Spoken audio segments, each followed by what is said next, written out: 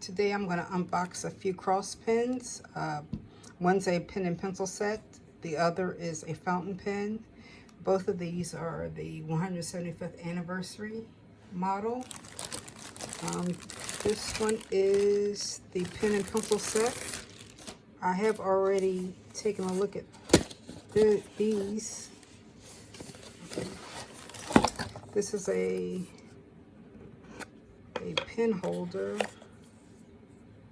Looks like it probably holds one pen or so. It's a nice touch. I've been collecting cross pens for about 30 years or so. You can see the inner box here, 175th.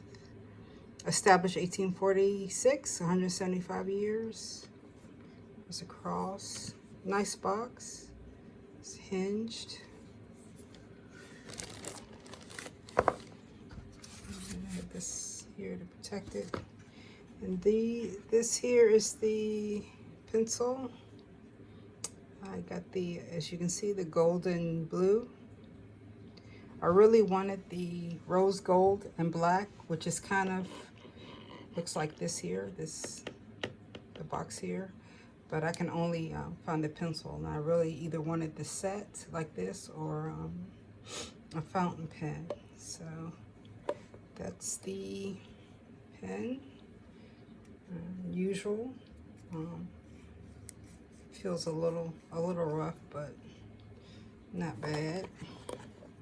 And here's the pencil.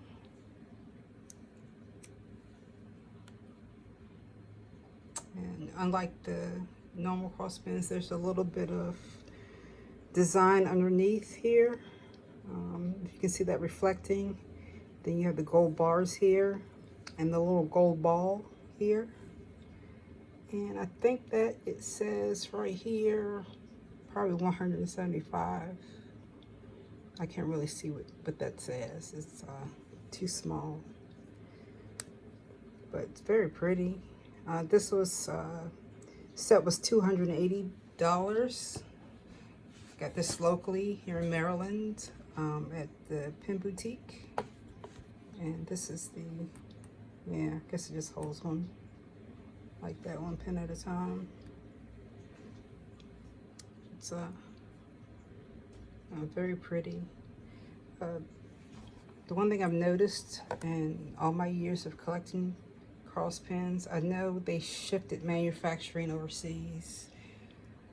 And I don't know if this is a result of that, but the pens that I have picked up lately, like in the past, I say 7 years or so, are really, really light in weight compared to the older ones.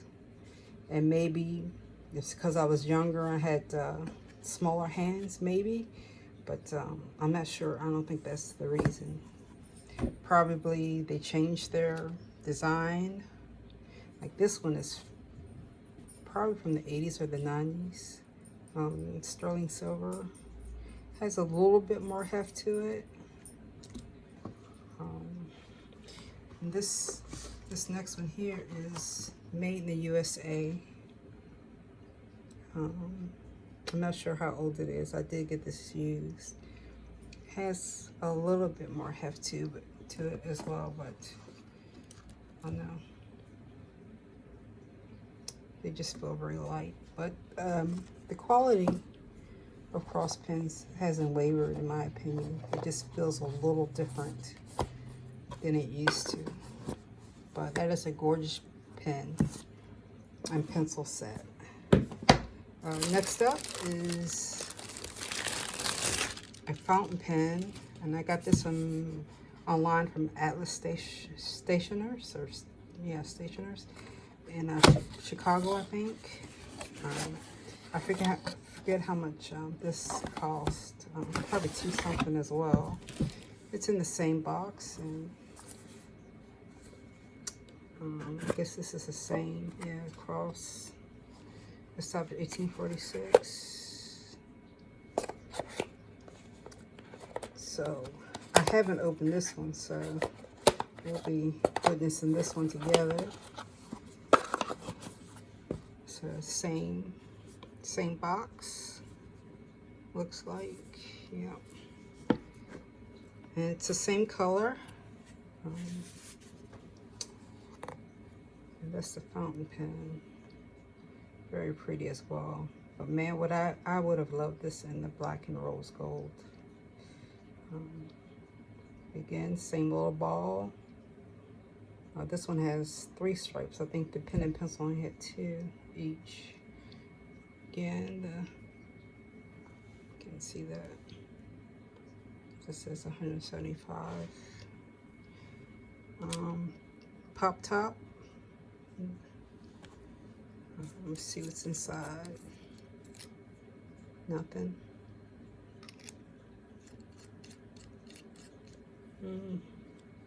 Nib. I think this is a fine point. I tend to buy fine points. So it feels pretty good. It's a post swell. Let's see what's here. There's a converter, which is good. My other cross fountain pens didn't come with converters. So it has a converter and 2 inks. And also, like in this box, in my pen pencil set, there's a pamphlet here. Forgot to show that with the first one. It says cross established 1846. Again, 175 years. It says we've been writing our story for 175 years. Join us for the next chapter. I don't know if these are made in the U.S. or where they're made. I think if they were, it would have clearly been stated that they were made in the U.S. So it's in, let's see, French, Spanish,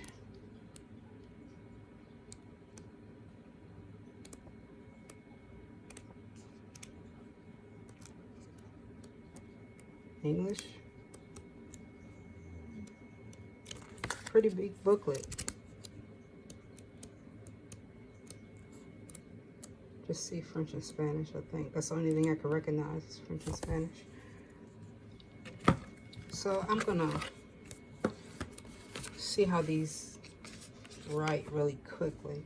I'm not gonna use the converter. I'm not gonna take the time. I'm just gonna use this little ink here.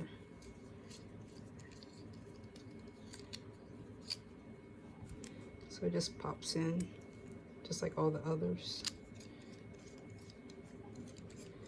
So I just started collecting fountain pens. Normally, most of my collection is the Cross Century are my favorites by far. See how long this takes. While that's getting ready, I'm gonna see how these the pen and pencil feel.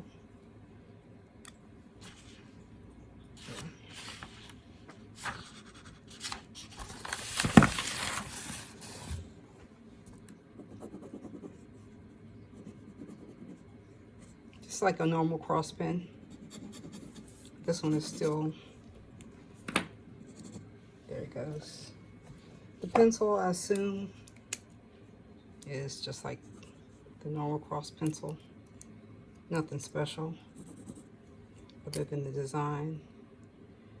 Oh, it has a bigger eraser, gray eraser. It's not in there very tight, but some extra pieces of lead. But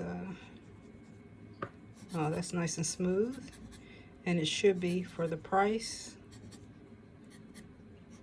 So this is a drawing channel. I posted a few videos on drawing. I don't really have any experience drawing with ink though, but that's really something that I want to learn to draw with ink. So that was one reason that I started hoarding fountain pens. So that feels really, really nice. Compare it to this Cross ATX. This is a don't know, is this a fine point or medium point? I'm a newbie to fountain pens, so excuse me. I don't know what my nibs are. It's a little, it feels a little thicker than this one, for sure. Yeah, this wasn't nearly as expensive, but it writes just as well as this one, which is probably my favorite. This is a blue and slightly rose gold cross century. This wasn't intended to be a video on all of my pens, but since I'm here, I just like to compare them. This is a nice fine point. But yeah, that's a cross pen. Since I'm here, I'll compare it to one of my cheapest, which is it's a Hongdian from Amazon. So let's see. Oh, that feels nice too. 16 bucks.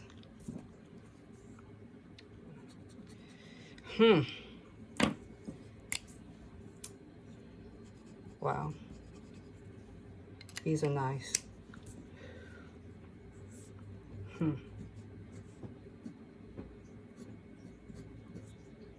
But it does feel good. I guess this is really mostly for the history. And being a cross fan, I really couldn't pass this up. It's a beautiful pen. But anyway, thanks for watching. I'm not going to belabor. I could talk pens all day. I'm such a geek. But hopefully I'll put more drawing videos up and maybe some more pen geek outs if anyone's interested. But thanks for watching.